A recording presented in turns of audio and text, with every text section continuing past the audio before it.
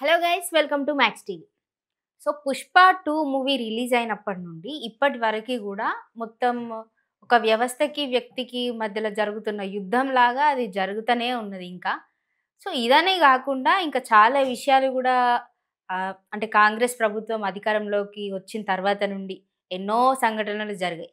అయితే వాటన్నిటి గురించి మాట్లాడడానికి ఒక వివరణ ఇవ్వడానికి, అంటే అది నిజంగా రాజకీయమా లేకపోతే అన్ఎక్స్పెక్టెడ్గా జరిగిందా అన్న వివరణ ఇవ్వడానికి ప్రస్తుతం మనతో పాటు TPCC general secretary doctor Charan Kaushik Yadav ఉన్నారు. వారిని అడిగి మిగతా వివరణ అనేది ఇంకా అసలు విషయాలు ఏంటి అనే విషయాలు తెలుసుకునే ప్రయత్నం చేద్దాం. నమస్తే అన్న. నమస్తే. బాగున్నారా? అంతా బాగా. సో చెప్పండి అన్న, సీఎం రేవంత్ రెడ్డిని కలవడం జరిగింది మూవీ ఇండస్ట్రీలో ఉన్న పెద్దలు చాలామంది. అక్కడ అంటే వాళ్ళు విజ్ఞప్తి చేశారు, ఇట్లా టికెట్స్ అనేవి మీరు రేట్లు పెంచాలి అని. ఇంకా ఇప్పుడు జరిగిన అల్లు అర్జున్ సంఘటనలో కూడా తన తప్పేం లేదు అన్నట్టు పోర్ట్రే చేయడానికి చూస్తున్నారు అని అన్నారు. ఇప్పుడు ఆ 2 విషయాల గురించి చర్చ జరగాలి. ఫస్ట్ మొదటగా టికెట్ల పెంపకం విషయంలో గానీ, ప్రీమియర్ షో గురించి గానీ ఎక్కడ కూడా డిస్కషన్ జరగలేదు. ఓన్లీ చిత్రసీమకు సంబంధించి హైదరాబాద్‌లో, తెలంగాణలో బాలీవుడ్, హాలీవుడ్ సంబంధించిన షూటింగ్‌లు కూడా హైదరాబాద్, తెలంగాణలో జరగాలి. దానికి తగ్గట్టుగా రాష్ట్ర ప్రభుత్వం నుంచి ఎలాంటి సహకారం ఉంటే బాగుంటుందో చెప్పండి అని చెప్పేసి వచ్చినటువంటి అగ్ర హీరోలు వెంకటేష్ గారు, నాగార్జున గారు. ప్రొడ్యూసర్ల తరపు నుంచి రాఘవేంద్రరావు గారు, మురళీమోహన్ గారు, అదేవిధంగా సురేష్ బాబు గారు, వీళ్ళంతా కూడా వచ్చిర్రు కాబట్టి వాళ్ళందరితోటి ఓన్లీ చర్చలు. తెలంగాణ రాష్ట్రంలో అనువైనటువంటి వాతావరణం ఉన్నది కాబట్టి తెలుగు చిత్రసీమను ప్రపంచ పటంలో ఉండే విధంగా హైదరాబాద్లో అన్ని రకాల షూటింగ్లు జరగాలి కాబట్టి రాష్ట్ర ప్రభుత్వం నుంచి ఏ సహకారం కావాలో కూడా రాష్ట్ర ప్రభుత్వం ఇవ్వడానికి సిద్ధంగా ఉంది. రాజకీయ కక్ష కారుణ్యాల తావు లేకుండా తెలంగాణ రాష్ట్రంలో ప్రజాప్రభుత్వం ముందుకు పోతా ఉంది కాబట్టి అనవసరమైనటువంటి మనస్పర్ధలు పెట్టుకోవద్దని చెప్పేసి ముఖ్యమంత్రి చాలా స్పష్టంగా క్లారిటీ ఇస్తూ 2 గంటల పాటు చాలా స్పష్టంగా వారితో మాట్లాడారు. దిల్రాజు గారిని కూడా మేము ఫిల్మ్ డెవలప్మెంట్ కార్పొరేషన్ చైర్మన్గా కూడా అందుకే నియమించినాం. మీకు మాకు మధ్యలో వారధిగా ఉంటాడు కాబట్టి ఒక అనుభవం ఉన్నటువంటి నాయకుని, అదేవిధంగా సినిమా రంగంతో కావచ్చు, అదే కాకుండా రాజకీయ నాయకులతో కావచ్చు, ప్రభుత్వాలతో పాటు గతంలో వారు కూడా సత్సంబంధాలు ఉన్నాయి కాబట్టి అట్లాంటి వ్యక్తి ఉండాలని చెప్పేసి ప్రభుత్వం భావించి దిల్రాజు గారిని నియమించడం. వారు మధ్యగా మనకు ఇద్దరి మధ్య కోఆర్డినేట్ చేస్తారు కాబట్టి త్వరలో రాష్ట్ర ప్రభుత్వం సబ్ కమిటీని మంత్రుల ఆధ్వర్యంలో ఏర్పాటు చేయబోతా ఉంది. సినీ పరిశ్రమ సంబంధించి కూడా మీరు కూడా సబ్ కమిటీ లాగా ఏర్పాటు చేసుకొని మేము కూర్చొని చిత్రసీమను ఏ విధంగా ముందుకు తీసుకునే ప్రయత్నంలో భాగంగా ప్రపంచ దేశాల నుంచి కావచ్చు, హాలీవుడ్, బాలీవుడ్ అంతా కూడా హైదరాబాద్లో షూటింగ్ జరిగే విధంగా అన్ని రకాల ఏర్పాటు రాష్ట్ర ప్రభుత్వం చేస్తామని చెప్పేసి సదుద్దేశంతో జరిగినటువంటి చర్చలే తప్ప ఇక్కడ సినిమా టికెట్లకు సంబంధించి కావచ్చు, అల్లు అర్జున్ గారి వ్యవహారానికి సంబంధించి కావచ్చు, ప్రీమియర్ షోకి సంబంధించిన వ్యవహారం ఎక్కడ కూడా డిస్కషన్ జరగలేదు. సరే, ఇప్పుడు మూవీకి సంబంధించి ఒక సినిమాటోగ్రఫీ మంత్రిని ఏర్పాటు చేస్తామని అన్నారు.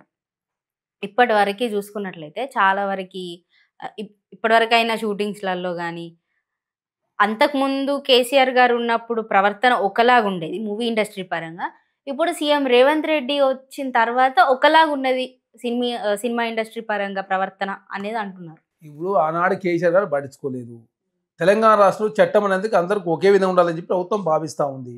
ఇక్కడ హీరోలకైనా లేదు, రాజకీయ నాయకులకైనా సాధారణ ప్రజలకైనా ఒకే విధంగా చట్టం ఉంటుంది. చట్టాన్ని ఇంప్లిమెంట్ అయ్యే ప్రయత్నం నేను ముఖ్యమంత్రిగా చేస్తా ఉన్నా అని చెప్పేసి చాలా స్పష్టంగా ముఖ్యమంత్రిగా వివరణ ఇచ్చిండు. అదే కాకుండా తెలంగాణ రాష్ట్రంలో ఎకో టూరిజం కావచ్చు, టెంపుల్ టూరిజాన్ని ఎంకరేజ్ చేసే ప్రయత్నంలో భాగంగా మీ వంతు సహకారం మాకు అందించండి. తెలంగాణ రాష్ట్రంలో గంజాయి కావచ్చు, డ్రగ్స్ విషయంలో రాష్ట్ర ప్రభుత్వం డ్రగ్స్ లేని తెలంగాణ చూడాలని చెప్పి సదుద్దేశంతో ముందుకు పోతా ఉంది. కాబట్టి సినీ ప్రముఖులు సమాజాన్ని ప్రభావితం చేసేవాళ్ళు కాబట్టి దాన్ని నిర్మించే ప్రయత్నంలో భాగంగా మీరంతా కూడా సహకారం అందించాలని చెప్తే వారు కూడా సానుకూలంగా స్పందించిన సందర్భం. కాబట్టి ఇక్కడ సినిమాకు సంబంధించినటువంటి తెలుగు చిత్రసీమను ముందుకు తీసుకుపోయే ప్రయత్నంలో భాగంగా మాత్రమే చర్చలు జరిగినాయి తప్ప ఇక్కడ కక్ష కారుణ్యాలకు తావు లేదని చాలా స్పష్టం. ఆ డిస్కషన్లో అల్లు అరవింద్ గారు కూడా పార్టిసిపేట్ చేశారు. సో ఇప్పుడు రీసెంట్గా ఇదంతా ఒక సైడ్ వదిలేద్దాం. ఇప్పుడు రీసెంట్గా అల్లు అర్జున్ ఇంటిపైన దాడి ఘటన జరిగింది కదా. అందులో ముఖ్య నిందితులు రెడ్డి శ్రీనివాస్, ఆయన కొడంగల్ నియోజకవర్గానికి చెందిన ఒక కాంగ్రెస్ అభ్యర్థి అని స్పష్టంగా సోషల్ మీడియాలో పెట్టడం జరిగింది. సో ఈ ఇన్సిడెంట్ అంతా చూసుకున్నట్లయితే మొత్తం కాంగ్రెస్ వాళ్ళే కక్ష కట్టి చేయించుతున్నట్టు లేదా? ఇప్పుడు ఎవరో ఒకరు చేసినంత మాత్రాన కాంగ్రెస్ పార్టీకి, కాంగ్రెస్ ప్రభుత్వానికి ఆపాదించడం కరెక్ట్ కాదు. అక్కడ ఎవరున్నా కూడా చట్టం ప్రకారం చర్యలు తీసుకున్నారు. తప్పు చేసిన ఏ వ్యక్తిని కూడా ఉపేక్షించే పరిస్థితిలో తెలంగాణ రాష్ట్రంలో రేవంత్ రెడ్డి గారి ప్రభుత్వం ముందుకు పోవడం లేదు. ఆ తప్పు చేసి ప్రోత్సాహం చేసిందే కాంగ్రెస్ అని కదా. వాళ్ళేదో కాంగ్రెస్ పార్టీ నాయకులు ఎంత మాత్రాన కాంగ్రెస్ ప్రభుత్వం ఉపేక్షించిందా? కేసులు పెట్టకుండా వదిలిపెట్టలే కదా. కేసులు అందరికీ ఒకే విధంగా ఉండాలని చెప్పి ప్రభుత్వం భావించింది. దాని ప్రకారం వాళ్ళ మీద ఒక కేసులు అయితే వాళ్ళు చట్టం ప్రకారం బెయిల్ తీసుకొని వచ్చారు. అల్లర్జున్ గారి కేసు విషయంలో కూడా సంధ్య థియేటర్ సంబంధించి 18 మంది మీద కేసు అయింది. 11 నెంబర్గా ఉన్నటువంటి అల్లర్జున్ గారిని కూడా అరెస్ట్ చేశారు. చట్టం ముందు అందరూ సమానమే. Congress party, BRS party, Bharatiya Janata party కాదు, హీరో కాదు, సాధారణ ప్రజలు కాదు, ఎవరైనా కూడా చట్టం ముందు అందరు సమానమని చెప్పేసి తెలంగాణ రాష్ట్రంలో ప్రజాప్రభుత్వం భావిస్తూ ఉంది. ఓకే. ఈ ఇన్సిడెంట్‌ని ఇప్పుడు ఒక సొల్యూషన్ అనేది ఇప్పుడు ఆమె రేవతి అనే అమ్మాయిని తిరిగి తీసుకురాలేదు. కాకపోతే కుటుంబానికి ఏదో ఒక న్యాయం చేయాలి అని ఒక మనీ ఆఫర్ లాంటివి, లేకపోతే ఆ శ్రీతేజ అనే అబ్బాయికి ట్రీట్మెంట్ ఇప్పించడం లాంటివి చేశారు. సో ఈ ఇన్సిడెంట్‌ని ఒక సొల్యూషన్ ఉన్నప్పటికీ కూడా, ఒక సొల్యూషన్ వచ్చినప్పటికీ కూడా అసెంబ్లీలో డిస్కస్ చేసినారు. సో ఇదే ఇన్సిడెంట్ ఇంకొక విధంగా చూసుకుంటే గురుకులాల స్కూల్స్‌లలో దాదాపుగా 48 మంది వరకు ఫుడ్ పాయిజన్ అయ్యి చనిపోయినారు.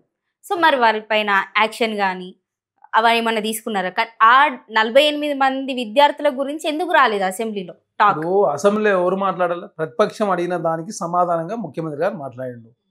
ఈ రేవతి గారి ఇష్యూ సంబంధించి అక్బరుద్దీన్ ఓవైసీ గారు అడిగిన ప్రశ్నకు సమాధానంగా ముఖ్యమంత్రి గారు చెప్పారు.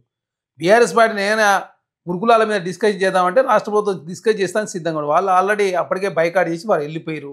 వారి ఆయనలో 10 సంవత్సరాల కాలంలో చాలా పెద్ద ఎత్తున దాదాపు 70 సంఘటనలు జరిగినాయి కాబట్టి అవన్నిటి సమాధానం చెప్పుకోబడుతుందని చెప్పేసి బీఆర్ఎస్ పార్టీ ఏమో బైకాట్ చేసి వెళ్ళిపోయారు. కాబట్టి ప్రజాప్రభుత్వం బాధ్యత ఉంది కాబట్టి గురుకులాలన్నింటినీ కూడా కొత్త బిల్డింగ్స్ అన్ని కూడా రాష్ట్ర ప్రభుత్వం నియమించబోతా ఉంది. పర్మనెంట్ బిల్డింగ్లలో ఉన్నట్లయితే ఇట్లాంటి పరిస్థితి రాదని చెప్పేసి ప్రభుత్వం భావిస్తూ ఉంది. అదే కాకుండా ఇంటిగ్రేటెడ్ క్యాంపస్లు కూడా ఏర్పాటు చేస్తూ ఉంది.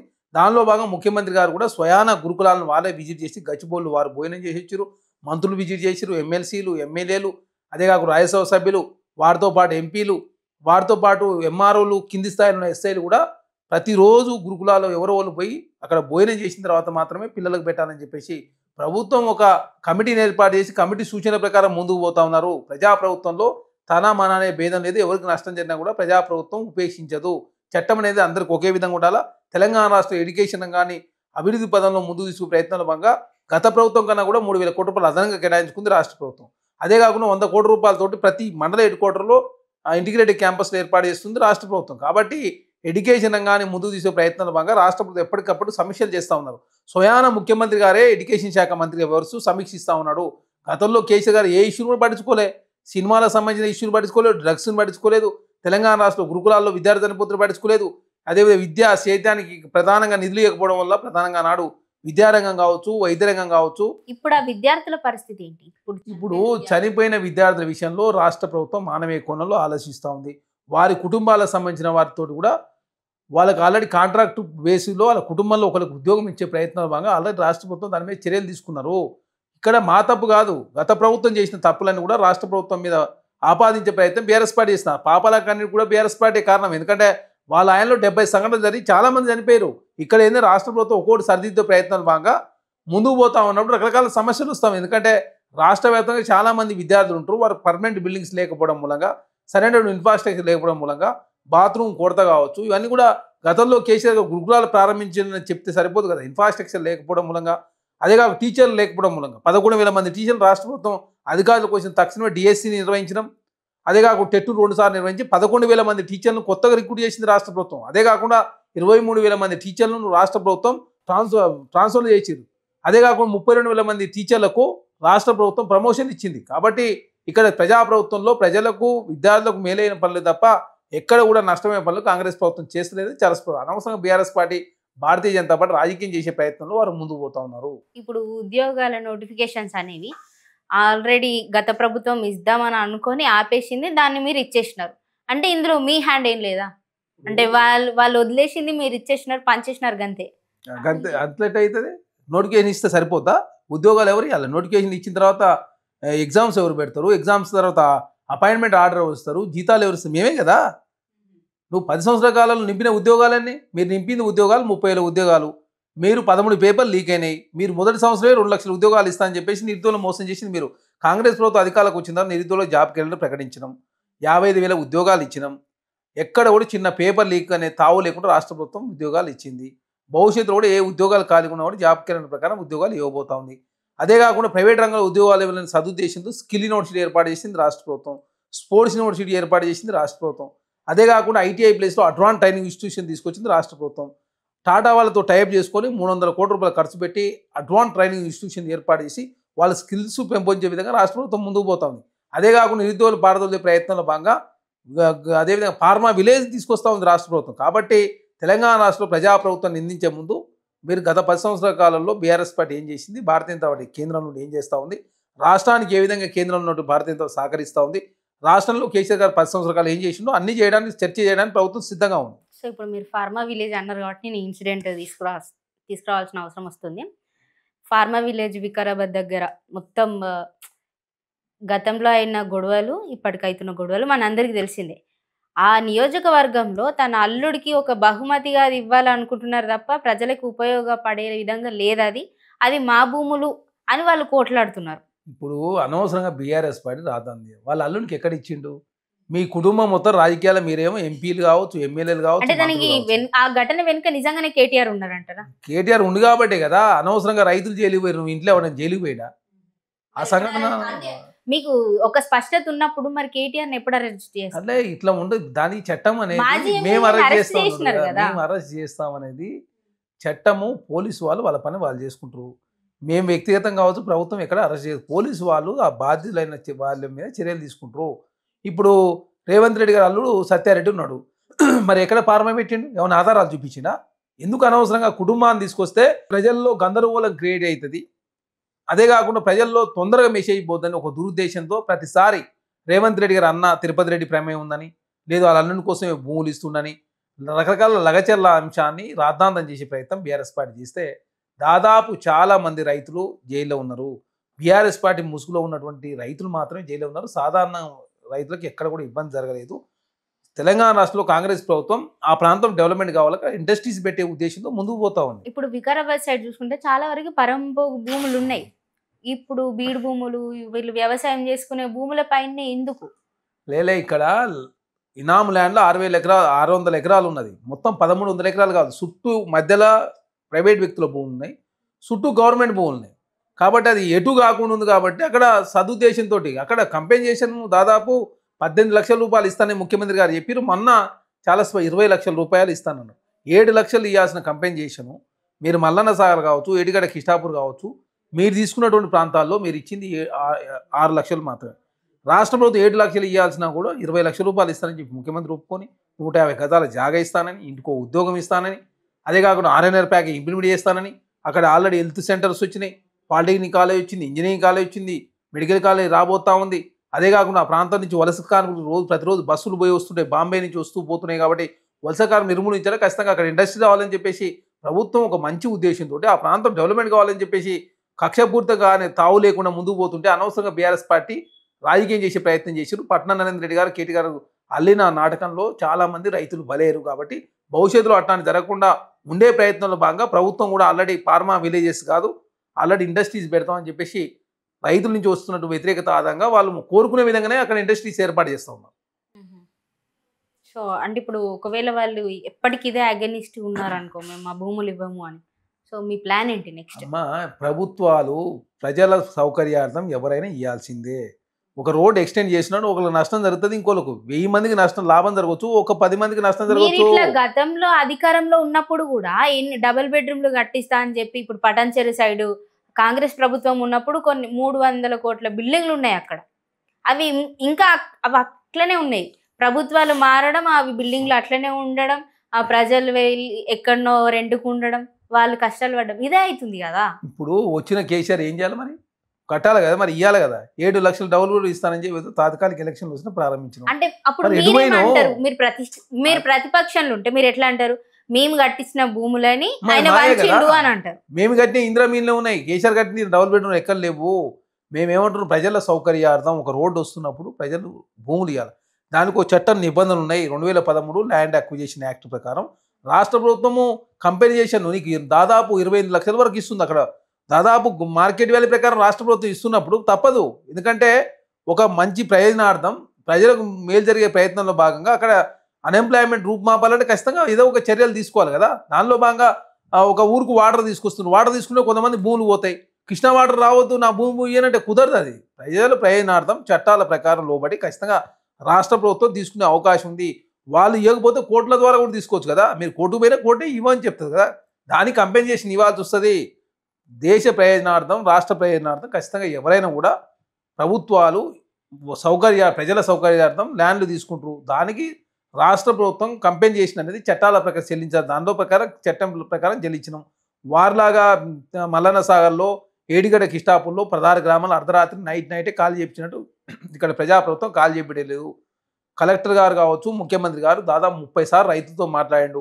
కలెక్టర్ గారు కూడా చాలాసార్లు ఆ రైతులతో మాట్లాడిండు. కాబట్టి ఆయన ఎలాంటి సెక్యూరిటీ లేకుండా కూడా ఆ ఊరు పోయినంటే ఎంత స్వేచ్ఛ ఎంత నమ్మితే ఆ ఊరు పోతాడు. అంటే ప్రతిదీ బీఆర్ఎస్ పార్టీ రాజకీయం చేసే ప్రయత్నం చేస్తారు. దయచేసి అనవసరంగా దాని పేరు మీద ఒక 20-30 రోజుల పాటు రాజకీయం చేశారు. ప్రతిదాని రాజకీయం చేస్తారు, సోషల్ మీడియా ట్రోలింగ్ చేస్తారు. నమస్తే తెలంగాణ టీవీ న్యూస్, తెలంగాణ రాష్ట్రంలో ఏది చేద్దామని రాతాంతం చేసే ప్రయత్నం చేస్తే ఎట్లా? మరి ఇప్పుడు ఈ హైడ్రా వెనుకల ఉద్దేశం ఏంటి అంటే అప్పుడు కూడా ప్రజలు చాలా వరకు ఇల్లు కోల్పోయినారు కదా. ఇప్పుడు హైడ్రా అనేది ప్రకృతి అనేది భవిష్యత్ తరాల నుంచి మనం అరువు తీసుకున్నాం. భవిష్యత్ తరాలకు మళ్ళీ ఇవ్వాల్సింది. నువ్వు అరువు తీసుకున్నది నేను పర్మనెంట్ ఉంచుకుంటాను కాదు, మళ్ళీ వాళ్ళకి ఇవ్వాలి. అంటే ప్రకృతిని రక్షించాల్సిన బాధ్యత ప్రతి ఒక్క వ్యక్తి మీద ఉంది. ప్రతి వ్యక్తియే కాదు, ప్రజల యొక్క బాధ్యత, ప్రభుత్వం యొక్క బాధ్యత. కాబట్టి దానిలో భాగంగా ఎందుకంటే మద్రాస్ కావచ్చు, బాంబేకి వచ్చిన పరిస్థితి హైదరాబాద్ రావద్దు అంటే లేక్స్ను రాక్స్ను రక్షించకపోతే చాలా ప్రమాదాలను ఎదుర్కొనే అవకాశం ఉంది.